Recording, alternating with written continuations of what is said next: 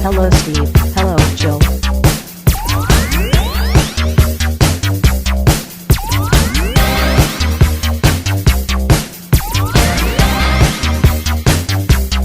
It's time to game classy. Yeah, he was like 6'8", and he's like the tallest guy I know. So that dude's ridiculously tall. 6'8", the height of FBI Director James Comey. Yes, I know. That's why, like, when I saw that, I was like, "Wow, he's huge." Yeah, it's really funny looking at him in the picture with like all the other government guys where they're like tiny, and he looks like a giant. Yeah. Well, he's an interesting guy. We'll find out more in the future. Hopefully. Whatever, I don't give a shit. Yeah, I know you don't. You're like, man, all just rich people trying to hold us poor people down. Right? Sure. I mean, I wouldn't say trying. I would say succeeding. Okay, yeah, I'll give you that. Or have already succeeded. Yeah. Hey, everybody, welcome to Game Classy. I am your host, Joe, and with me, as always, is the lore to my data, Steve.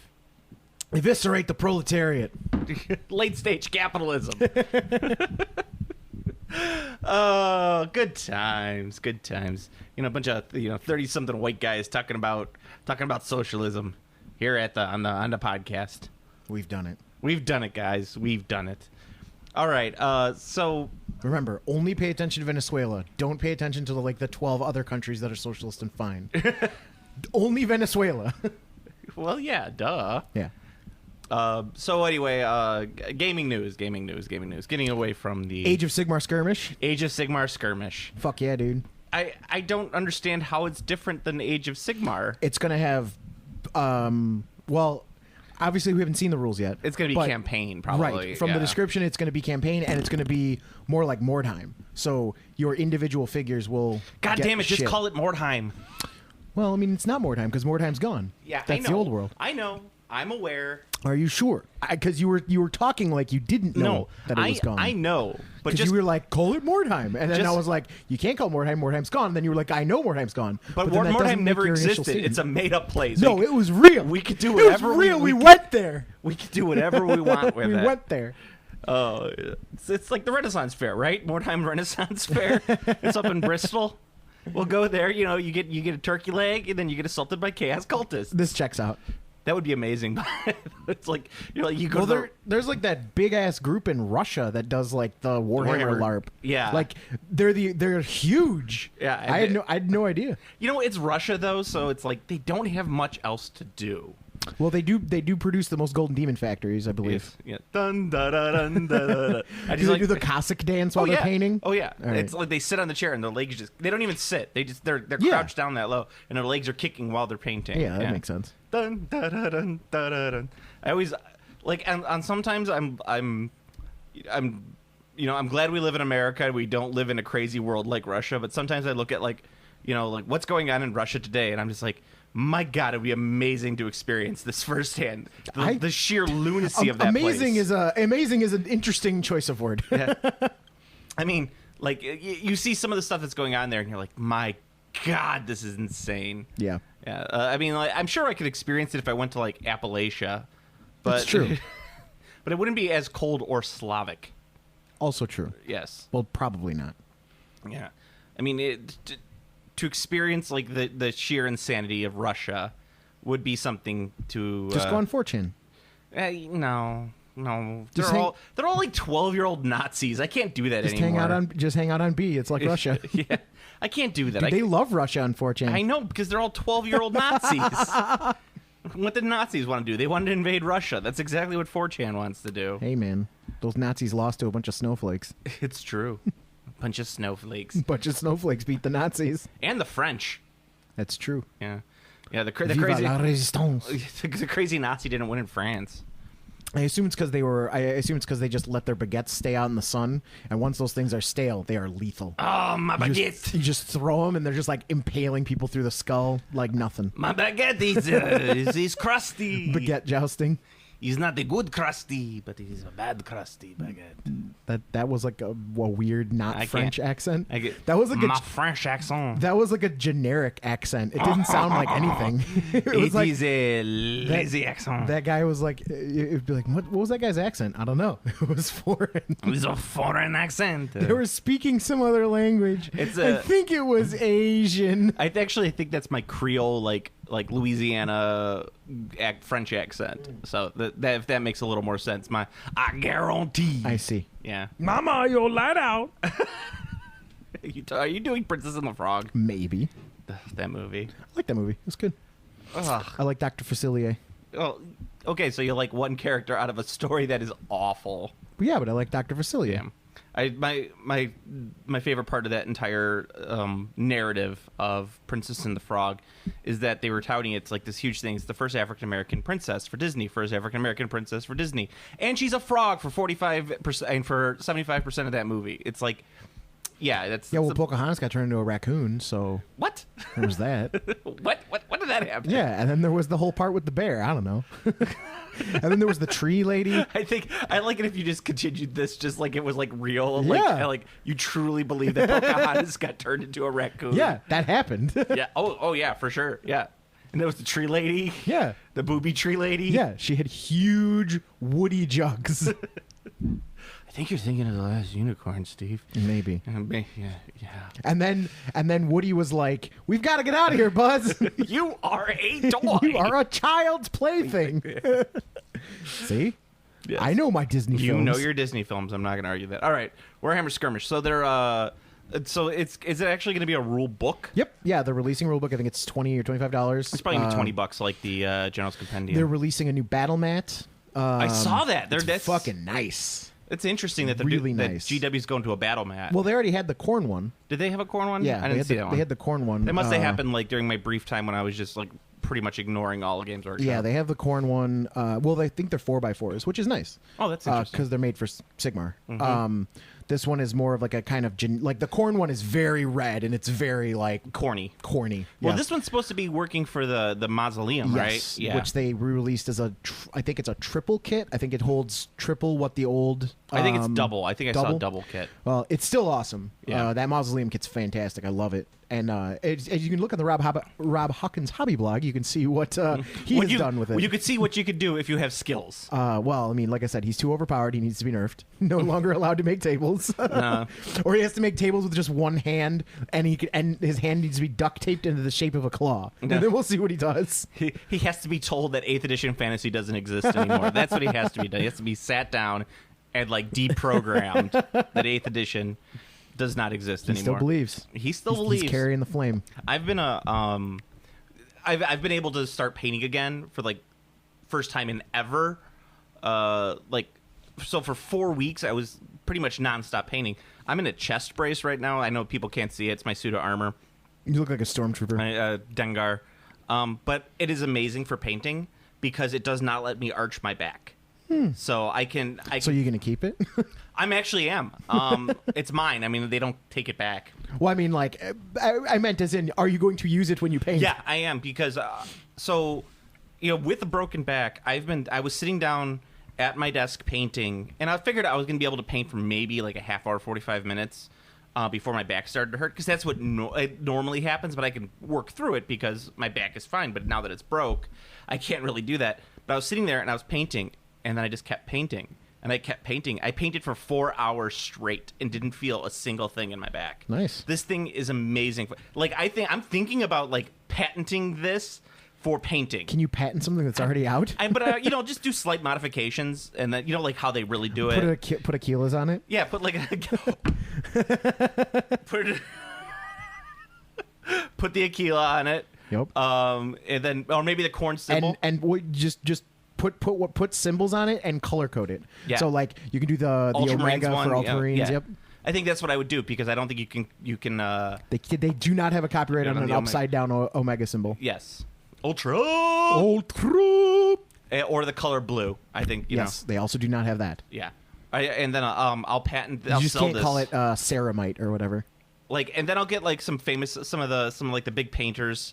Actually, you could probably call it ceramite. What you do is you put an S. you just spell it like the name Sarah, Oh, okay. like a girl's name Sarah. Sarah. But when you talk about the product, you get to say ceramite. Yeah. So you'll be like, hey, you can't use ceramite. And you'll be like, oh, no, look. And then you point to your website where it's spelled Sarah. So Yeah. they can't do anything about that. Like nice legal loopholes. SARAHMIGHT. There you go. Yeah. Ceramite. Yeah. Done. Homophones. Done. But this is amazing because and also you'll appreciate this. I've decided I'm taking a break from painting bolt action for a while, and Well, you got tired of painting brown? I paint brown and green, man. That's all I'd been painting. I realized that, and so like I started painting some workshop stuff because I was like, I'm gonna go back. I'm gonna go back to my forever army. I'm gonna go back to Empire. Paint some Empor? And so I went and I've just been painting nonstop. I painted, I think, 75 figures in the last 4 weeks. Nice. I've just been on top of. Well, I used the opportunity to watch Twin Peaks because I haven't watched Twin Peaks in like probably 15 years. Yeah, it's old. So and it's coming back tonight. So Yeah. I was like, I'm gonna watch some Twin Peaks. I'm gonna get ready. Donuts. Coffee. You Pie. You a Twin Peaks fan? I do like Twin Peaks. Yeah. I do like Twin Peaks. I think it's the right amount of weird. Yeah. I'm surprised by like the Twin Peaks hysteria that gripped the nation around the time when it was new. But but that was the thing. It was like nothing was like that on TV. It's true. Nothing. I think it was very influential, and I think a lot of things happened because of Twin Peaks. Twin Peaks. I would argue that the X-Files probably exists because of Twin Peaks. You're absolutely right. I mean, Yeah. David Duchovny was on Twin Peaks. True. DE agent Denise. Fucking fantastic. He's so good in that show. And I love when it gets super weird, like the one lady like regresses to be a high schooler, but she has super strength. That was like.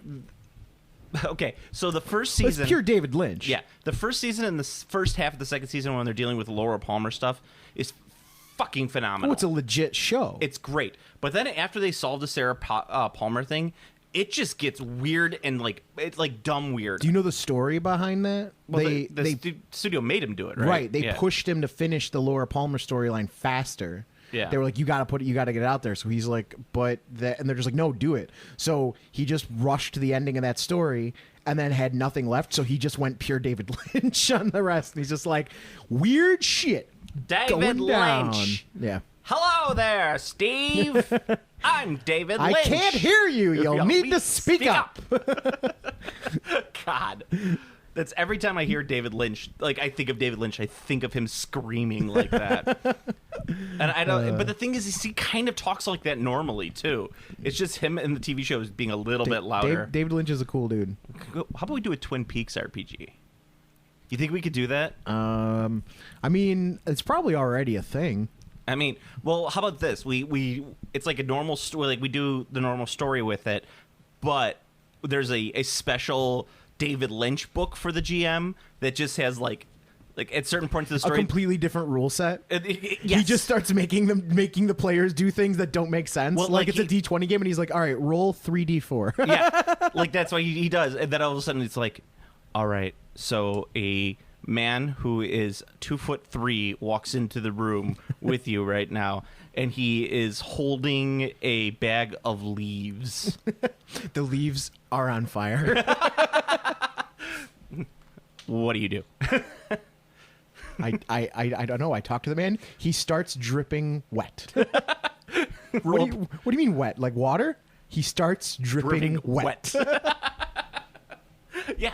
So I mean, it's just like some bizarre, like where your players leave the night and like we played for 4 hours and nothing happened. Oh, so like a normal RPG. Yeah.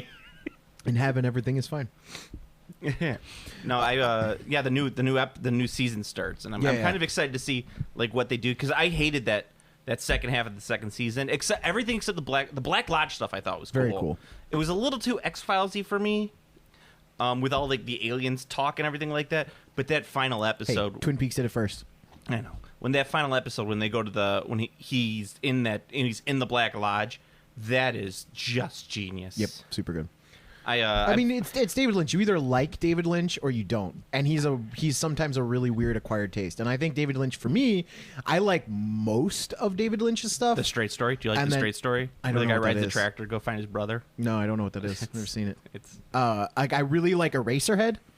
I don't like Lost Highway. You don't like Lost Highway? I love Lost Highway has a fantastic soundtrack and some good scenes, but overall, I'm not a fan. I've heard Mulholland Drive is really good. I haven't seen it. Mulholland Drive is about as close to Twin Peaks as you're going to get with David Lynch. Lost Highway is really messed up. Yeah, it's weird. Mulholland Drive is got a better story to it, but it still has those weird David Lynch moments. That was my problem with Lost Highway, like, because even though like Eraserhead like is totally bizarre, You don't like the diner scene Eraserhead is still in what? in Lost Highway?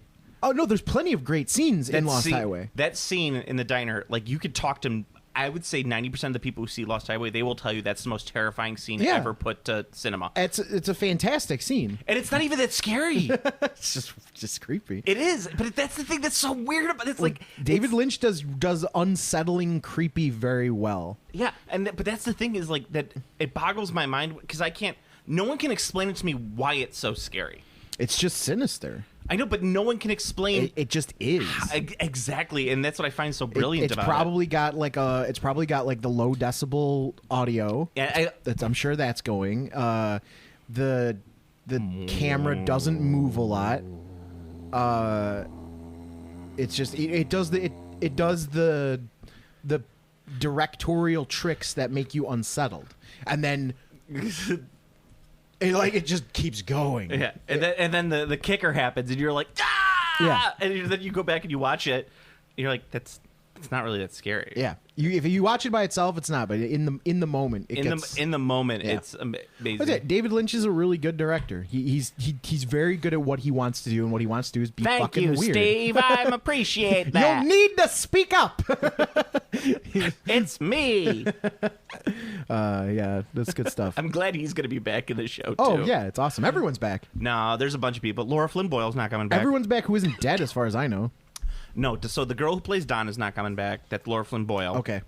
Apparently she was awful to work with and was, like, not even really asked to come back or something like that. Who else is not coming back? Heather Graham, who played Cooper's girlfriend in the second part of the season, not coming back. All the stuff with the slumber mills, so Joan Chen, well, she died in the show, but I mean, that didn't stop anyone else. Ray Wise and Laura Palmer are coming back. Is Ray Wise still kicking, isn't he? Yeah. He just did a guest stint on a ton of shows. Okay, good. He was the devil in Reaper. Yeah. Which was an underrated show. Yeah. I mean, if that show had come out on, like, WB, like, 3 or 4 years later, it might have had some... Yeah, I agree. I think it would have kept going. It was a little bit too soon. There's a bunch of shows that I think fall into that, like, they just missed out on their time. Like, they were too early. Oh, yeah. Like Firefly. Yeah, too early. Yeah, well, Firefly was also... A, it was too early, and B, it was... It was also on Fox. It was on Fox, yeah. Like that, and it was an expensive show. That Seth MacFarlane show is going to just come out and die. Oh, that sci-fi one? Yeah. It looks funny.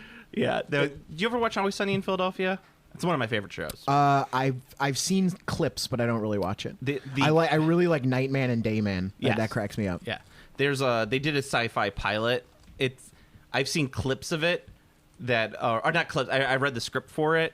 It was hysterical. They were talking about they have a spaceship powered by a baby's dick. That's what they're arguing about. It's like, how can you have a spaceship powered by a baby's dick?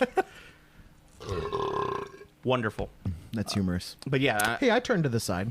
I'm excited about Twin Peaks, and it's like long. It's like 18 episodes. It's good. So I'm like, that's like almost as long as the entire run of the first of the show. Yeah. I think it was only like 20 some episodes. There's 30.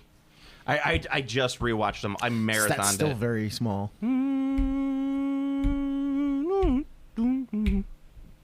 Also, the theme song is fantastic. Boom, boom, I fucking love the Twin Peaks theme song. I think that guy's back doing. I think he's doing a new one for Showtime. Yeah, probably. That Angelo Badalamenti. Yeah. Italians, always good with the synth. They're good with horns and they're good with synth. And they're good at them making a love.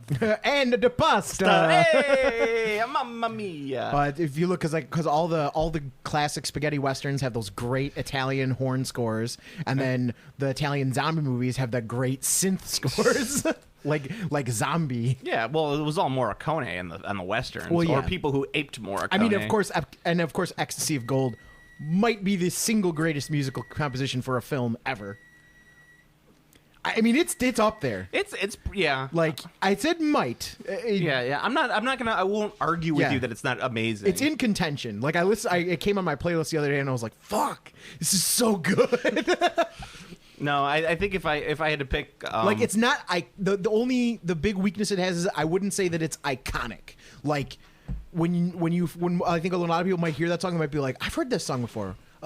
They might remember that it's Ecstasy of Gold. They might not even remember the film that it's in. The Good, the Bad, and the Ugly. Now, Star Wars, the theme, obviously far more iconic. I think it's an inferior song, but it's way more iconic. Right. Yeah. Like you hear dun dun dun dun dun, and you're immediately that's Star Wars. Yeah. I think I'm gonna have to go with Clendoth through Drop.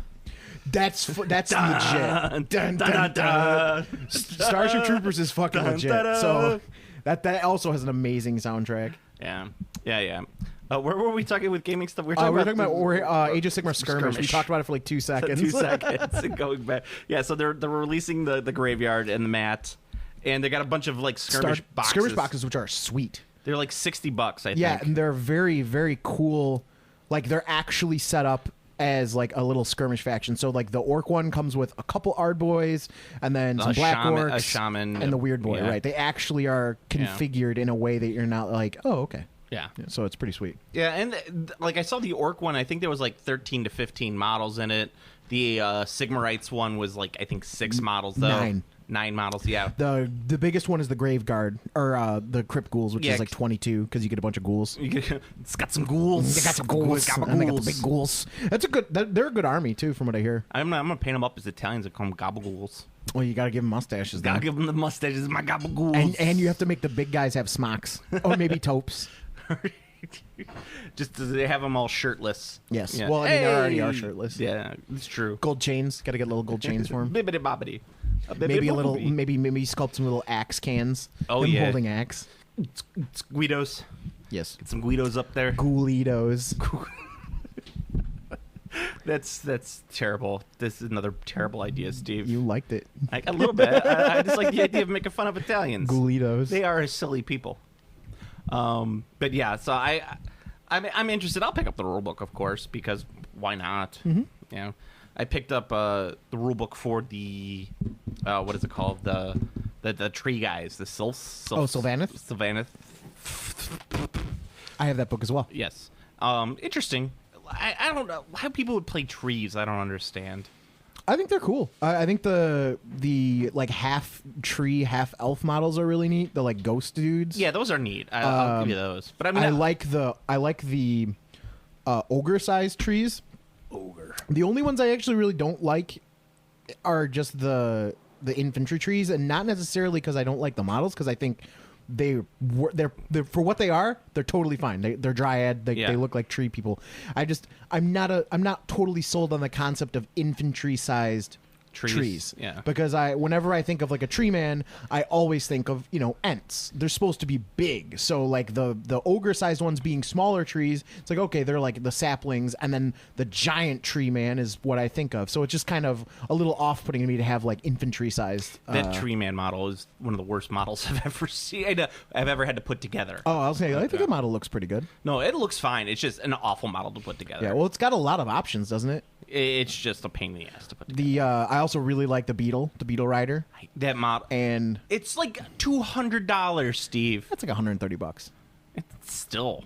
I mean, it's expensive, but you only ever need one. That's always that one of the things that I like about Age of Sigmar a lot is for almost all of the big models like that. Almost all, not all of them. For someone's like, oh, the orc one.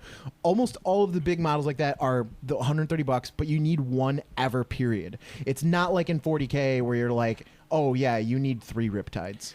I just hate that big poop beetle. I just want a big piece of poop. I to love put the in front beetle. of. He's great. Stupid. He's cool looking. It's stupid. It looks like a beetle. I don't know. Like it looks like a giant beetle. I know, but like, why is there a giant beetle in a tree man army? It doesn't make any sense. Because it's her mount. Also, it's not technically just a tree man army. It's got there's wood LV spirits. As I said, you're just mad that there's no Way Watchers. Maybe I am. They still haven't released their A-Elves box set. or book yet, which that's the one I'm interested in. Yeah, I think that's coming soon. I don't know if it's next, but it's coming soon. Yeah, because I have an Age of Sigmar elf army. I want to play with it, but I want to make sure that because you got to do it with the book that they put out. Sure. Because it's not going to be competitive or anything with the current rules. Yeah, I mean, competitive Age of Sigmar is not really what you want to be doing anyway. Yeah. Like, because if you want to play competitive, you have to play either the Savage Orc shooting army or the Tzeentch Demon shooting army. Like, that's really it. And it's like, you just roll a shit ton of dice and it's boring as fuck. Like, you'll win, but like, eh. Like, do you really need to win Warhammer that bad? Yeah, some people do. I don't understand why, because it's like the only thing on the line is like you're winning, because there's no cash prizes in Warhammer, and like the product prizes, while it's sweet to have a prize, it's not like a fucking big deal. I was at the GW store talking to Tim, and I was like, Tim, where's the Chaos Dwarfs for Age of Sigmar? When am I going to get Chaos Dwarfs for Age of Sigmar? And we're laughing about it because they're not going to make Chaos Dwarfs for Age of Sigmar. There already are Chaos Dwarfs for Age of Sigmar. You can purchase them on Forge World. Yeah, but they don't have rules for them though. Yeah, they do. No, it's not anymore. That's all gone. They're in the General's Compendium. Yeah, no. It's just trust me on this. And this guy at the store goes, "Oh, you want to know about Chaos Dwarves?" And I was just like, "Oh God, this guy doesn't understand that I'm making fun of Chaos Dwarves. This guy's taking me seriously." And then he goes into this big long explanation, and I'm sitting there, and my eyes are literally rolling in the back of my head. I'm not even like kidding around. Like I'm just like, "Go away, you freaky weirdo! I don't need you talking to me." And he's one of those guys that like every time I go to visit Games Workshop with Tim, he's there every time. He's one of those kids, right? Like you have nowhere else to go. I was actually at a game store not too long ago, and some dude walked up and just started talking to me. Like I'm sitting at a table playing a game, and he just starts talking, and I'm looking at him. He's just like, I came here to play Magic today, but it looks like everyone's playing Warhammer. I'm gonna go to ASEN over the weekend, but man, I really wish people were playing Magic today. I brought my deck. Do you play Magic? And I'm like, why are you talking to me? ASEN. Fuck. And I was like, they play Magic on Friday. It's called Friday Night Magic. Yeah. Fucking the worst. My daughter saw the ASEN commercials that they've been putting on TV. They have ASEN commercials? Yeah. That's funny. Yeah. And she sees that there's a big Pikachu, and she's, I've told you she's all into, Pokemon right now. Mm-hmm. And she's just like, I want to go, and can we go to that? And my wife was like, I don't know. Do you ever go to this at this anime convention? I'm like, Diana, we've been married for going on 10 years now. When have you ever known me to go to an anime convention? No, we're not going to ASEN. I don't go to any conventions. The farthest I'll go right now at this point is Adepticon. It's true. Very, very true. I like going to conventions. I didn't consider Adepticon a convention for a very long time, but after going last time, I will concede it is now an actual convention. Yeah, it's real fun. It's cool. Well, no, I mean, because before it was always just like it was tournaments, and then there were like two sad guys selling stuff in a corner. Yeah. Now there's like manufacturers there, demo games, like they have like an actual thing. Yeah, it's something you put aside time to go to. Right. Well, you can go like before if you didn't have tournaments to play in, Adepticon was not worth going to. Now you could actually that's what I did. I didn't play in anything, but I went there and I had a great time. But at Adepticon, which is not normally something you can do at a thing that's just a collection of tournaments. Yes. Well, it's easy for you because it A is real close to your place, and B you could go there and not spend a dime, but you could still play demo games of almost every game that's there. Is it now? Is it because before, like in my memory, like Adepticon was always just and like that was you go to for play you tournaments. that was like 5 years ago. It was a long time ago. Yeah. To be fair. Yeah. What else I want to say? Oh, speaking of conventions, remember the issues with the golden Crystal Brush with the chibis? They now have a chibi only painting tournament at Gen Con. That's awesome. Painting competition. I shouldn't say tournament because there's not it's not like you're actually like painting against another person. That would be pretty cool. Do a painting tournament. A painting tournament where you just have where you actually have brackets. That would be badass. Where you have like you have two people matched up against each other. They have like an hour. You make it double elimination. Yeah. Double elimination bracket based painting tournament. I don't know how I would set that up, but would they be painting in house, or would they have like specific figures? I don't know. I bet you could do that. What I would do for that is like say Gen Con. Yeah. Tournament starts on Thursday. Okay. You could if you want to do they have to paint it there. Yeah. Tournament starts on Thursday, so everyone can pick up their model at some time. Like you get in the line, you pick up your model. On Saturday, brackets begin. Okay. So your model needs to be painted. Okay. And done by then, and then you go through your brackets. What I would think. Okay, so this is maybe Sunday. Maybe give them the whole convention to paint it, and then start it Sunday morning. Do the brackets. Yeah, I would say like the final though, the last like the ultimate one would have to be like a 1 hour paint off. Like you have two guys sitting like across from each other and they just painting a figure. Nice. Like that's the way I would do it. So like okay, this is how I'd do it. Okay. It would be 3 rounds essentially. So I don't know if I'd do brackets, so I'd do rounds.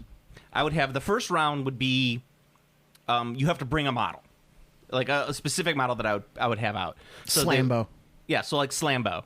You'd have Slambo, everyone paints up Slambo, everyone brings in Slambo. That would be a 50% cut right there. Okay. So after that you get I'll say 50% cut, gone. So or however many, whatever. And then they don't participate even in the second round. They're done. Because that was the bring your own model. Second round is a model that is provided for you by the by the tournament judge. The TO. Yeah. Okay.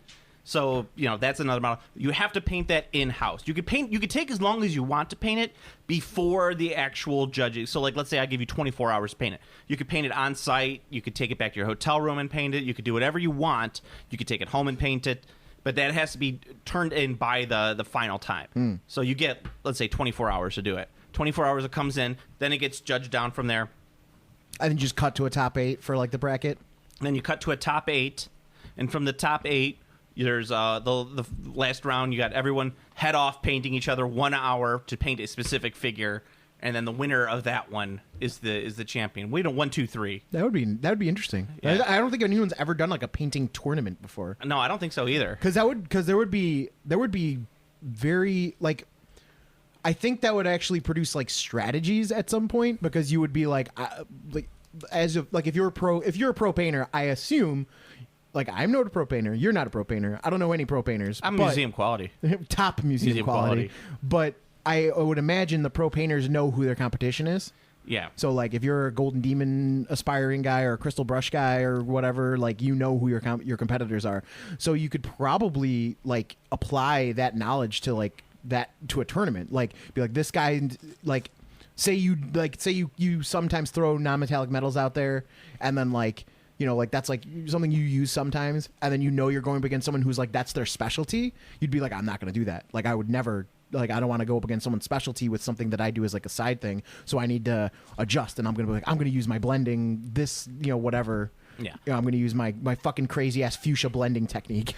Crazy ass fuchsia blending technique. Oh no. No, it would be I think it would be interesting because you're actually getting reverse quality in the tournament. Because the first model that will come in will be amazing. Will be the best. The second one will be pretty good, and then the third one, you'll have to be. It's based off your skill in speed painting essentially. So I think that's a very interesting way to do it. Or speaking of, you could do it, a point system where you get like a certain number of points, and then the winner overall is based on total points as opposed to this is just the best figure for this round. Okay. So the first one, that's the cutoff one. That's you get 0 points for that one. But the second round, you get a certain amount of points based on blah blah blah blah blah blah blah, and then you get a certain amount of points based on however on the last one. And you can even have it as fan voting too, like. Certain amount like from the judges are weighted heavier, and then the fan judging is based off a certain amount of points as well.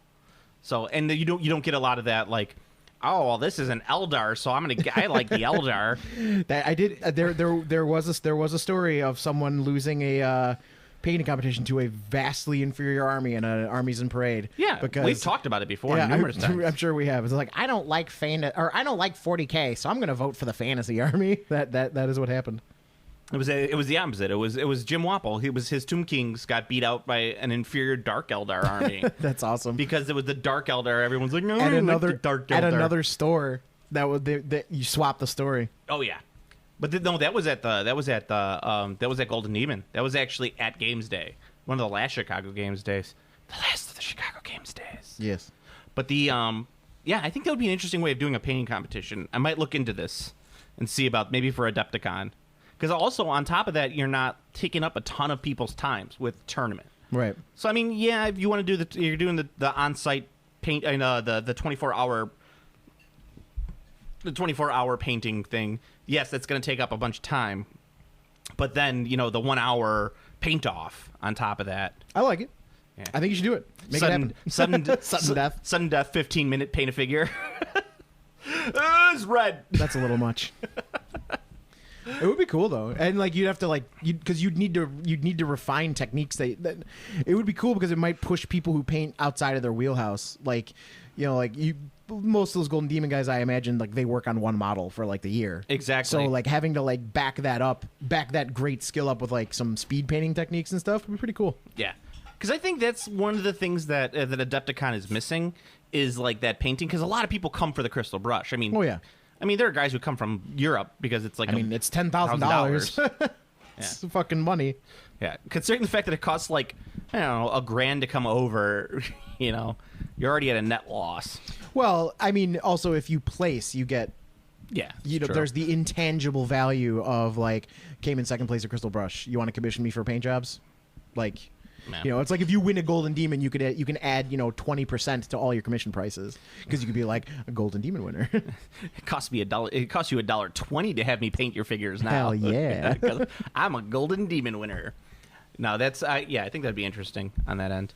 The speaking of we were talking something earlier. I wanted to mention I went to the Field Museum yesterday with my daughter. They have redone huge portions of that. So I don't know if you've been there in a while. I was there 2 years ago. Did you see the new Native American exhibit that they have? That was not there when I was there. Okay, so yeah, it's new. They've just put it in. It's gigantic. Okay. We were halfway through it, and my daughter was like, I gotta pee. And there's me in a wheelchair. And I'm like, we're halfway through this. There's no easy way to get out of this. Yes. So we had to run through the rest of it so she could go outside to go pee. It was a pain in the ass. But did you hear the wolf cry to the blue corn moon? I did. Did you ask the grinning bobcat why it grins? Yes. I sang with all the voices of the mountains. And did you see when Pocahontas got turned into that raccoon? Well, we wanted to go there because Panda. They're doing the Jurassic World exhibit. It starts, I think, next week or the week after. Yeah,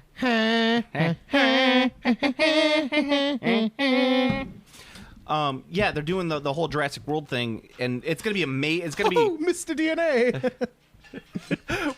we walked by the DNA center, where they do they show you where they clean the Dino bones. DNA. And my wife literally goes, I go, hey Diana, and she goes, Dino DNA, I know.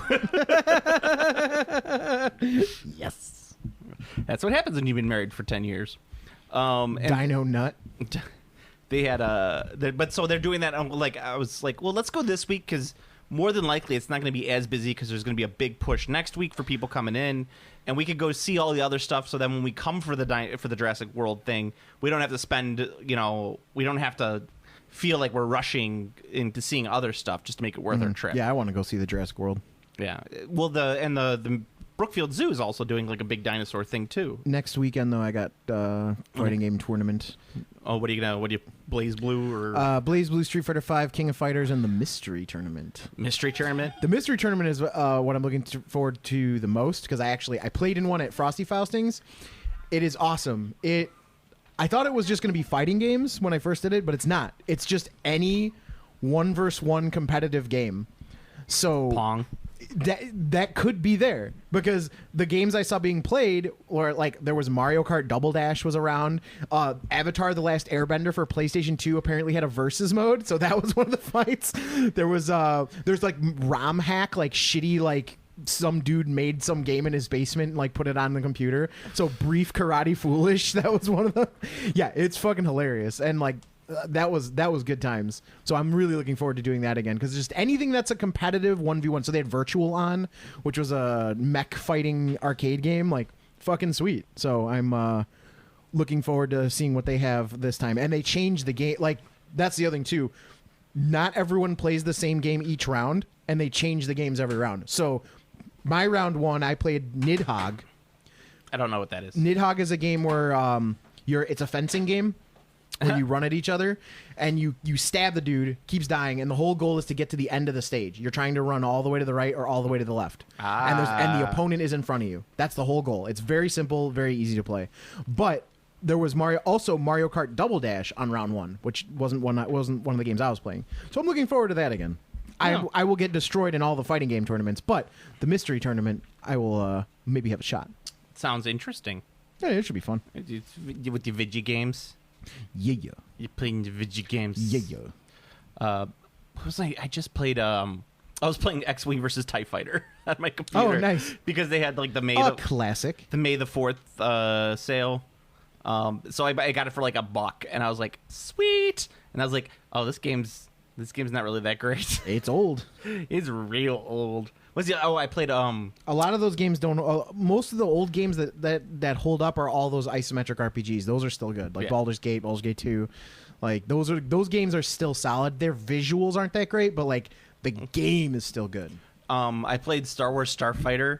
That game, I don't even know what that is. It came out after episode 1, so you're like, so Oh, it's no. very prequel-y. It is awful. I mean, some of the like the dog fighting scenes and some of like the actual space combat is good, but it has the worst controls I've ever played on a video game. The worst. And as Pat B will tell you, I would say that the flying controls are worse than the flying controls in Battlefield 1, which were probably the worst. The champion of the time. Well, no, I'm saying they're the champion now. Yeah, they were the prior champion. They've been dethroned. Yeah, I mean, well, going back and looking at it, they've been dethroned. I also got Rebel Assault. You remember Rebel Assault? That was the RTS, right? Yeah. Yeah. That, no. No, there was an RTS for sure. Yes. Maybe I think it that was was just called Imperial Empire or Galactic Imperial, Conquest or something. Something like that. Yeah. No, this one was like it was like a full motion video game. So like they were actually filmed like stormtroopers. Like, oh, nice. Like coming out and shooting at you, and then your guy was at the bottom of the screen, and you'd have to like, move the joystick to wherever they were shooting. That's awesome. Oh my god, it was an amazing game at the time. I remember I actually had to put it was like right before Dark Forces came out. I had to put Dark Forces. I had to put extra memory in my computer just so I could run it. Back in the day when you'd be like wait for Best Buy to put like the 8 gigs of memory on sale so you could go. And I had to like buy $40 memory sticks of like 2 megabytes of RAM so I can stick it in there. Ugh. All right, gaming stuff. What other gaming stuff we got? Kickstarter from our friend Raza. Oh, the going native. Yeah, Warpath going native. Yeah, I shared that on the Facebook page. Okay, we want to make sure that I wanted to make sure that the listeners got to listen to that one, take a look at it. I guess he's doing some like Australian stuff on it. That's pretty cool. Aboriginals. How many Aboriginals do you see modeling? Aside from that, what other gaming stuff out there? I don't know. I haven't really been looking. I went back to work this week, so I haven't been able to sit at my computer all day and do absolutely nothing. There's not a lot. Yeah, I was gonna say I don't think that there's like a shit ton of crazy stuff coming out. So there's not. No, I'm actually looking at like tabletop gaming news. You want to just do a tabletop gaming news run through? Sure. Okay. You tell me and I'll give my reactions. All right. I got to find something that's actually interesting because all of this stuff looks friggin' terrible. Okay. Oh. God almighty. Great. Yeah, there's like nothing. The Song of Ice and Fire stuff. We haven't talked about that. Right. Yeah, they did a preview of the. It's War of the Ring, right? It looks like it. I don't know how the gameplay is going to be, but it's on movement trays with circle bases. Well, if it's War of the Ring, you love your War of the Ring. then it'll be good. You won't play it though. The Game of Thrones one? Nah, I didn't think so. Getting into a new minis game at this point, like, it's not happening. Well, I didn't think it was. I'll do Age of Sigmar, I'll do Arena Rex, and then maybe I'll do 40K. Maybe. Well, yeah. We'll tell. I guess I could tell. I was looking at 40K because I was like, I want to play the new 40K when it comes out. I haven't played 40K, since like 2005. I want to play the new 40K. Mm-hmm. And I was like, I want to play Space Marines because if I'm going to play a 40K army, I'm going to play Space Marines. I'm not going to play Tau because I'm not an idiot. And I'm not going to play Eldar. Idiot nothing. Tower, one of the best armies in the game right now. I don't want to play Tau. I don't want to play Eldar. I don't want to play Skitaria. Tower, arguably the best army in the game right now. I don't want to play Imperial Guard because those models suck. I want to play Space Marines because that's, You don't want to play buff as shit Cadians? No. I want to play. No, I want to play buff as shit Catachans. Come play those guys. Hey, yo, we got giant muscles. Get yourself some Slimarbo. Slimmerbo. Some Slimbo. Slimerbo. Slarmbo? Slimbo. That sounds like a character from Futurama. It does. Slurms McKenzie. Slurms McKenzie. But I want to play it. And I'm going through all the Space Marine chapters. And I'm like, I don't want to play any of these. These are all terrible. And then Tim, it sounds like you need to make your own. That's what Tim said. He goes, you should play like the Howling Griffins. I'm like, no. I'm not going to play a stupid Space Marine chapter that they created because they had extra transfer slides from the Empire Shield sprues. We're not doing that. But why not? No. I was like, I might actually have to play Ultramarines. Well, Ultramarines do look pretty sweet, and those giant, big-ass Ultramarines look sweet as well. I don't know what the hell they're called. They're just giant-ass, big-ass Ultramarines. No, we couldn't use Centurions. We have to use something new. Primargunus. Yeah, Primar Lagunas? Primar Lagunas. Reboot Ghoulie, man. Reboot Ghoulie. No, the Song of Ice and Fire game, I thought it was just going to be like a warband type skirmish game. Looks like it's going to be an army game. It's an army game for sure. It's movement trays, circle bases, very War of the Ring. It's good. The movement trays are going to make War of the Ring people happy, depending on the size. Oh yeah, as long as they're the right size. Because is it Cool Mini who's doing it? It is Cool Mini, as far as I know, is who is doing that. Or is it Fantasy Flight? I believe it is Cool Mini. It's Cool Mini. Okay, so Cool Mini is doing it. No, I thought it was Fantasy Flight. I thought Fantasy Flight had the license. I don't think so. We gotta check this. We gotta check it. Roy, check it. I'll edit. Fortunately, most of this. Da da da da da da da da da da da. It is Cool Mini, okay. All right, very good. Cool Mini. So Cool Mini's doing it, and they might do like their own funky base size. It's true. They could. They probably won't though. This our base size is 36 millimeter. The Cool Mini's usually in the 30 millimeter as standard base guys. Yeah. So they won't be 25 millimeter. So it would be useless for Lord of the Rings. Yeah, and they're 4x3 bases, so it's like not quite as useful. But the figures look great. I'm not going to argue that. I'm very impressed by the figures, especially for being plastics. Well, Cool Mini has good sculptors. And they have the 2x2 cavalry bases. That's sweet. Yeah. So instead of the 1x2s, they have the 2x2s. It looks like it's more card based. I think I might pick it up just because I love Game of Thrones so much. Mm-hmm. Just to give it a try, see how that goes, and if I don't like it, I'll sell it. Yeah, seems like a decent idea. Well, I want to know how much of it's going to be play out of the box and how much of it is going to be like, you can't play this without buying the expansions. We have to wait and see. Yeah, because one of the things I liked about the War of the Ring Battle Lore game was that it was playable outside the box. You didn't have to buy any of the expansions to play the game. Yep. And I thought it was a great game. I'm very sad that it didn't take off as much as it should have. It's hard doing minis games. Even Rune Wars is struggling, and Rune Wars I'd say has the most, other than being a workshop game, has the most like oomph behind a launch I've ever seen. Yeah, they're really pushing that and struggling. You saying? So like initial stuff sold out, but like the follow-up waves really haven't been there. So I don't know. I haven't seen anyone playing it. I keep seeing them like previewing new stuff coming out. Oh yeah, I mean it's Fantasy Flight. They commit to That's the one thing that is nice about Fantasy Flight is like when they release something, they commit to supporting it for a good long time. Yeah. Like even they'll even keep supporting it kind of after they shouldn't. Like they had Call of Cthulhu going for a long time, the LCG going for a long time, like much longer than they probably should have. Well, I'll be interested in picking that up when it's on discount that no one else is buying.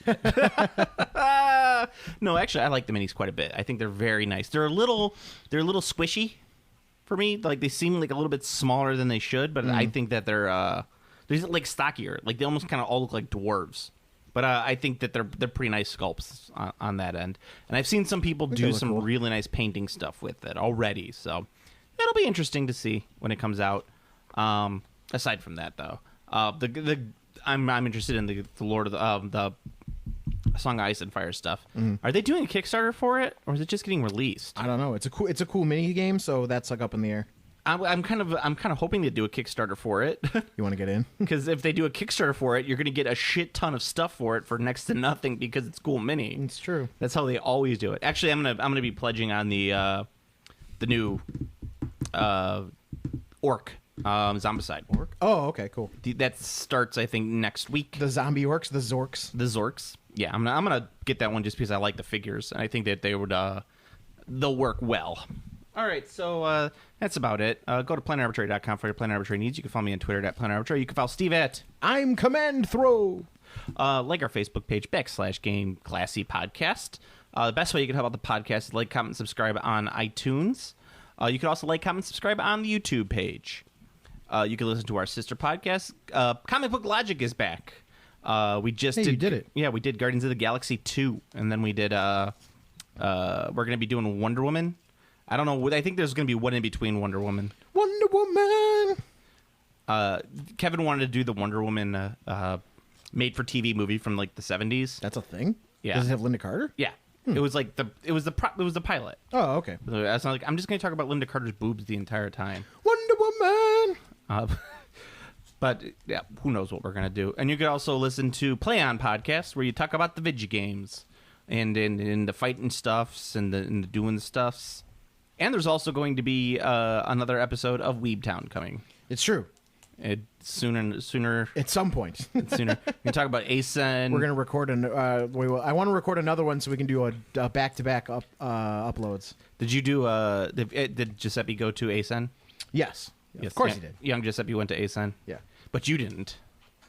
I did not. No. I don't need to go to an anime convention. I remember working at the bunker, and then the guys from ASEN would come in and talking about how great ASEN was.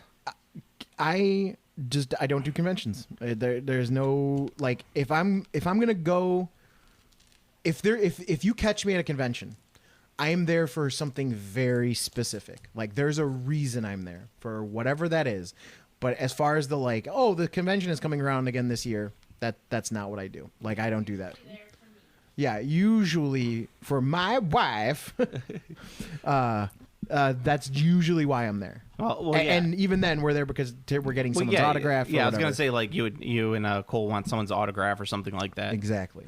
Hey Cole. Oh, my personalized John Rhys Davies autograph was found. Oh yeah. So where was? In the garage. Oh, okay. My dad's cleaning out the garage. Oh, so that's going to be in my hands again. It's awesome. He wrote me a letter. Yeah. It's a letter to me. Dear Steve, you're digging in the wrong spot. I don't remember what it says, but the letter's pretty long. Steve, have you ever been to Machu Picchu? At the end of the letter, join me in my hydrofoil. I remember how he signed off the letter, and he says, "Wishing you all the best from Indy's friend and your father's friend, John Rhys Davies." That's very cool. Yeah, I was like, "This is fucking sweet." Yeah, Cole, what do you think about the new Hellboy casting? I am not looking at it. No, you don't like it? I'm gonna watch it. Going in blind. Oh, you're going in blind. Okay. And I don't want other people's opinions to sway me in any way because I don't give a shit. Okay.